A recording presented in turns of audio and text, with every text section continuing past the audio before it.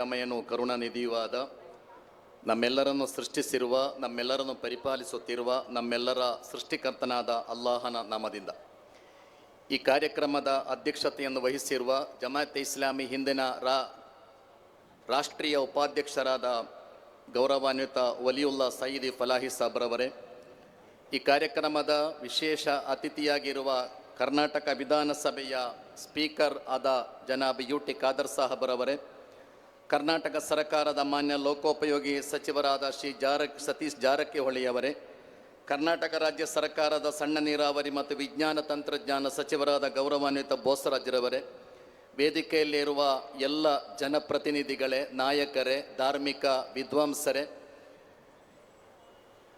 ಈ ಕಾರ್ಯಕ್ರಮದಲ್ಲಿ ತನ್ನ ಮಗನ ಮದುವೆಯ ಜೊತೆಗೆ 121 ಜೋಡಿ ಸಾಮೂಹಿಕ ಮದುವೆಯ ಕಾರ್ಯಕ್ರಮವನ್ನು ಆಯೋಜಿಸಿ ಈ ನಾಡಿಗೆ, ಈ ರಾಜ್ಯಕ್ಕೆ ಬಹಳ ದೊಡ್ಡ ಒಂದು ಸಂದೇಶವನ್ನು, ಒಂದು ಮಾದರಿಯನ್ನು ಕೊಟ್ಟಿರುವ ಜನಾಬ್ ಅಕ್ಬರ್ ಪಾಷಾ ಸಾಹಬ್ರವರೇ, ಇವತ್ತು ದಾಂಪತ್ಯಕ್ಕೆ ಪ್ರವೇಶಿಸುತ್ತಿರುವ ಎಲ್ಲ ಸಹೋದರ ಸಹೋದರಿಯರೇ, ಈ ಕಾರ್ಯಕ್ರಮದಲ್ಲಿ ಭಾಗವಹಿಸುತ್ತಿರುವ ಆದರಣೀಯ ಹಿರಿಯರೇ, ಪ್ರೀತಿಯ ಸಹೋದರ ಸಹೋದರಿಯರೇ, ಅಸ್ಸಲಾಮು ಅಲೈಕುಂ.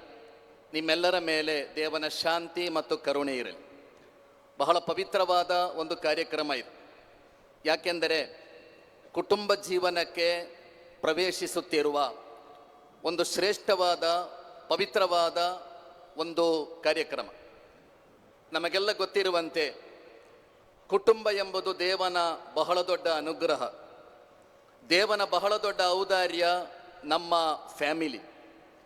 ಆದ್ದರಿಂದಲೇ ಪವಿತ್ರ ಕುರ್ಆನ್ನಲ್ಲಿ ಆರಾಧನೆಗಳ ಬಗ್ಗೆ ಎಷ್ಟು ಮಾರ್ಗದರ್ಶನ ಇದೆಯೋ, ಆರಾಧನೆಗಳ ಬಗ್ಗೆ ಯಾವುದೆಲ್ಲ ಶಿಕ್ಷಣ ಇದೆಯೋ, ಅವುಗಳಿಗಿಂತಲ್ಲ ಹೆಚ್ಚು ಮಾರ್ಗದರ್ಶನ, ಹೆಚ್ಚು ಚರ್ಚೆ ಇರುವುದು ಸಂಬಂಧಗಳ ಬಗ್ಗೆ. ಯಾಕೆಂದರೆ ಸಂಬಂಧವನ್ನು ಕಾಪಾಡಿಕೊಳ್ಳುವುದು ಬಹಳ ದೊಡ್ಡ ಕೆಲಸ. ಪ್ರವಾದಿ ಮುಹಮ್ಮದ್ ಸಲ್ಲಲ್ಲಾಹು ಅಲೈಹಿ ವಸಲ್ಲಂ, ಅಲಾ ಖುಬಿರುಕುಂ, ನಿಮಗೆ ನಮಾಜ್ಗಿಂತ, ಉಪವಾಸಕ್ಕಿಂತ, ದಾನ ಧರ್ಮಗಳಿಗಿಂತ ಶ್ರೇಷ್ಠವಾದ ಒಂದು ಪುಣ್ಯಕರ್ಮವನ್ನು ತಿಳಿಸಿಕೊಡಲೇ ಎಂದು ಪ್ರಶ್ನಿಸಿ ಪ್ರವಾದಿಯವರು ಹೇಳಿದರು, ಇಸ್ಲಾಹು ದಾತಿಲ್ ಬೈನ್, ನಿಮ್ಮ ಸಂಬಂಧಗಳನ್ನು ಸರಿಪಡಿಸಿಕೊಳ್ಬೇಕು. ಫೈನ್ನ ಫಸಾದ ದಾತಿಲ್ ಬೈನಿ ಹಿಯಲ್ ಹಾಲಿಕಾನ್, ಸಂಬಂಧಗಳು ಕೆಟ್ಟು ಹೋದರೆ ಅದು ಎಲ್ಲ ರೀತಿಯ ನಾಶಕ್ಕೆ ಕಾರಣ ಆಗುತ್ತದೆ ಎಂದು ಪ್ರವಾದಿಯವರು ಕಲಿಸಿಕೊಟ್ಟರು. ಸಂಬಂಧಗಳ ಪೈಕಿ ಬಹಳ ದೊಡ್ಡ ಸಂಬಂಧ ಕುಟುಂಬ ಸಂಬಂಧ ಆಗಿದೆ. ಯಾಕೆಂದರೆ ಕುಟುಂಬ ಎಂಬುದು ಸಮಾಜದ ಅತ್ಯಂತ ಸಣ್ಣ ಯೂನಿಟ್. ಕುಟುಂಬಗಳು ಸೇರಿಯೇ ಒಂದು ಸಮಾಜ ನಿರ್ಮಾಣ ಆಗ್ತದೆ. ನೀವು ಒಂದು ಸಮಾಜವನ್ನು ಸುಧಾರಿಸಲು ಬಯಸುವುದಾದರೆ, ಒಂದು ಸಮಾಜವನ್ನು ನೀವು ತಿದ್ದಲು ಬಯಸುವುದಾದರೆ, ನೀವು ಮಾಡಬೇಕಾದ ಕೆಲಸ ಕುಟುಂಬಗಳ ಸಂಸ್ಕರಣೆ ಆಗಬೇಕು ಎಂಬುದು, ಕುಟುಂಬಗಳ ಸುಧಾರಣೆ ಆಗಬೇಕು ಎಂಬುದು. ಆದ್ದರಿಂದಲೇ ಕುಟುಂಬದ ಸಂಸ್ಕರಣೆ, ಕುಟುಂಬದ ಭದ್ರತೆಯನ್ನು ಕಾಪಾಡಿಕೊಳ್ಳುವುದು ಒಬ್ಬ ವ್ಯಕ್ತಿಯ ಅತ್ಯಂತ ದೊಡ್ಡ ಜವಾಬ್ದಾರಿ ಎಂದು ಕುರ್ಆನ್ ಕಲಿಸಿಕೊಡುತ್ತದೆ. ಮದುವೆಯ ಬಗ್ಗೆ ಪವಿತ್ರ ಕುರ್ಆನ್ನಲ್ಲಿ ಮೀಸಾಕುನ್ ಗಲೀಲ್ ಅಂತ ಹೇಳಲಾಗಿದೆ. ಮದುವೆ ಎಂದರೆ ದೇವನ ಹೆಸರಲ್ಲಿ ನೀವು ಮಾಡುವ ಬಲಿಷ್ಠವಾದ ಕರಾರು ಅಂತ. ಕುರ್ಆನ್ನಲ್ಲಿ ಮೀಸಾಕುನ್ ಗಲೀಲ್ ಎಂಬ ಪದ 3 ಕಡೆಗಳಲ್ಲಿದೆ, 3 ಕಡೆಗಳಲ್ಲಿರುವುದು.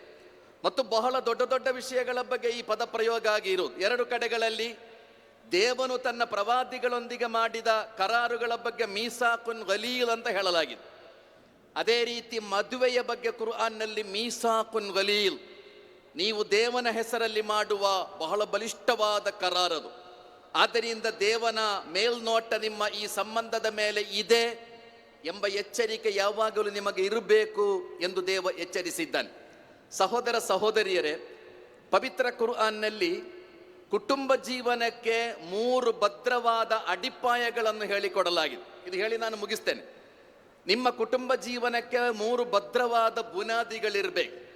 1ನೇದು ಕುರ್ಆನ್ ಹೇಳಿರುವುದು, ನಿಮ್ಮ ಕುಟುಂಬದಲ್ಲಿ ಸುಕೂನ್ ಇರಬೇಕು ಅಂತ, ಶಾಂತಿ ಇರಬೇಕು ಅಂತ. ಮನೆ ಅಂದರೆ ಅದು ಚಳಿಯಿಂದ, ಗಾಳಿಯಿಂದ, ಮಳೆಯಿಂದ ನಿಮಗೆ ರಕ್ಷಣೆ ಕೊಡುವ ಸ್ಥಳದ ಹೆಸರು ಅಲ್ಲ. ಅಥವಾ ಮನೆ ಅಂದರೆ ಸಮಯಕ್ಕೆ ಸರಿಯಾಗಿ ಊಟ, ತಿಂಡಿ, ಚಹಾ, ಕಾಫಿ ಸಿಗುವ ಸ್ಥಳದ ಹೆಸರಲ್ಲ.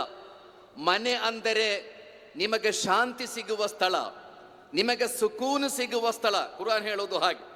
ನಿಮ್ಮ ಕುಟುಂಬದಿಂದ ನಿಮಗೆ ಶಾಂತಿ ಸಿಗಬೇಕು. ಕುಟುಂಬದಲ್ಲಿ ಶಾಂತಿ ಇರಬೇಕಾದ್ರೆ ಅದಕ್ಕೆ ಇರುವ ಮಾರ್ಗ ಏನು? ಕುಟುಂಬದಲ್ಲಿ ಪ್ರತಿಯೊಬ್ಬರೂ ನನ್ನ ಜವಾಬ್ದಾರಿ ಏನು ಎಂಬುದನ್ನು ತಿಳಿಯುವ, ಅದನ್ನು ನಿರ್ವಹಿಸುವ ಪ್ರಾಮಾಣಿಕತೆ ಇರುವುದಾದರೆ ಮಾತ್ರ ಕುಟುಂಬದಲ್ಲಿ ಶಾಂತಿ ಇರುತ್ತದೆ. ನನ್ನ ಅಪ್ಪನಿಗೆ ನಾನೇನು ಮಾಡಬೇಕಾಗಿದೆ, ನನ್ನ ಅಮ್ಮನಿಗೆ ನನ್ನಿಂದ ಏನು ಸಿಗಬೇಕು, ನನ್ನ ಪ್ರೀತಿ